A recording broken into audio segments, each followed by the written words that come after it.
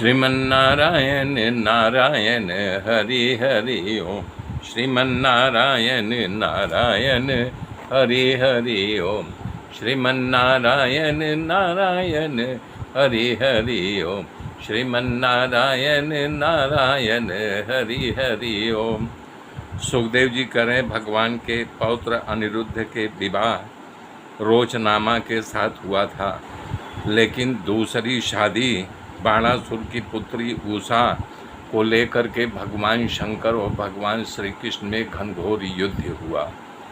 इस बात को सुनकर के राजा परीक्षित घोर आश्चर्य व्यक्त करते हुए कहा कि प्रभु भी बताइए, बाणासुर की पुत्री उषा के विवाह को लेकर के भगवान शंकर और कृष्ण में क्यों घनघोर युद्ध हुआ, आमना सामना क्यों हुआ। सुखदेव जी कह रहे हैं कि हे राजन, बलि राजा की कथा तो मैं पीछे कह चुका हूँ। वो बड़ा दानी था, भगवान वामन को पूरी पृथ्वी दान में दे दिया था। उसी राजा बलि का पुत्र बड़ा बाणासुर था, जो भगवान शंकर की कठोर उपासना किया करता था। उनकी उपासना से प्रसन्न हो करके भगवान शंकर ने उनसे वरदान मांगने के लिए कहा, तो बाणासुर ने कहा, हे प्रभु, आप हमारे नगर की रक्षा कीजिए। तो शंकर भगवान उसके नगर की रक्षा कर रहे थे।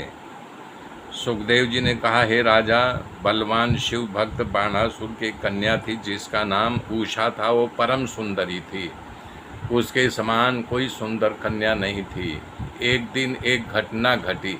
रात को उसने स्वप्न में अनिरुद्ध को देखा, अनिरुद्ध के साथ विवाह कर लिया, उसके साथ विहार करने लगी। और जब स्वप्न टूट गया तो अनिरुद्ध के लिए व्याकुल हो गई, हे नाथ, हे प्राणनाथ, हे मेरे जीवन के तारणहार, ऐसा पुकारने लगी और संकल्प कर लिया कि जो मुझे स्वप्न में युवान आया था उसी से मैं विवाह करूंगी। अब स्वप्न की बात स्वप्न ही होती है न। जैसे मान लो कोई भिखारी स्वप्न देख रहा है कि मैं तो राष्ट्रपति बन गया, क्या सुबह होते हुए राष्ट्रपति के कुर्सी पे बैठा रहेगा क्या? नहीं न। या मान लीजिए राष्ट्रपति जो है भिखारी बन गया और भीख मांग रहा, क्या कटोरा लेकर के वो सड़क पर बैठा रहेगा? इसी प्रकार से ख्वाब की बात ख्वाब ही चली गई। पर वो सत्य पुरुष कौन है पता नहीं। अनिरुद्ध स्वप्न में आए जरूर, लेकिन संतों कह रहे हैं कि जल्दबाजी में अपना पता देना भूल गए। तो वो इधर उषा व्याकुल होकर के घूमने लगी। हे राजा परीक्षित, बाणासुर का एक मंत्री था जिसका नाम कुष्मांडा था। उसकी एक कन्या थी जिसका नाम चित्रलेखा था। उषा की परम सहेली थी, वो योगिनी थी। तो कई दिन से जो है उषा को देख रही थी। एक दिन बोली कि मैं कई दिनों से देख रही है, जैसे विवाह की हुई पत्नी अपने पति के लिए व्याकुल रहती है, उसके नयन उसको ढूंढते रहते हैं, उसी प्रकार से तो किसी का इंतजार कर रही है। तो उसकी बात सुन कर के उषा बोली, चित्रलेखा, मैं बहुत दिनों से बेचैन हूँ। मैंने स्वप्न में एक अत्यंत सुंदर नौजवान देखा था जिसके साथ मैंने विवाह कर लिया और उसके साथ मैंने विहार किया। वो नौजवान स्त्रियों का चित चुराने वाला, कमल के समान आँख वाला, पीताम्बरधारी पवित्र कीर्ति हमारे दिल में बस गई है। मैं उसी के लिए बेचैन है। मैं शादी करूंगी तो उसी से करूंगी। तब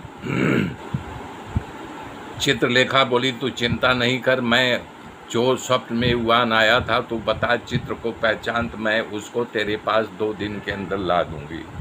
ऐसा कह कर के चित्रलेखा ने बहुत सारे चित्रों को उषा के सामने बना के दिखाती गई और वो इनकार करते गए।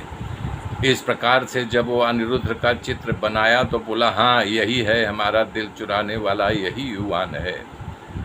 इसी के साथ हमने विवाह किया था स्वप्न में और इसी के साथ रमण किया था। अब ये कौन है तुम जानो। तुम ला करके बोल रही 2 दिन में हाजिर कर दूंगी। मेरे मित्रों, मेरे साथ बने रहिए, आगे की गाथा फिर कल जोड़ूंगा। तब तक के लिए जय श्री राम, जय श्री राम, जय श्री राम।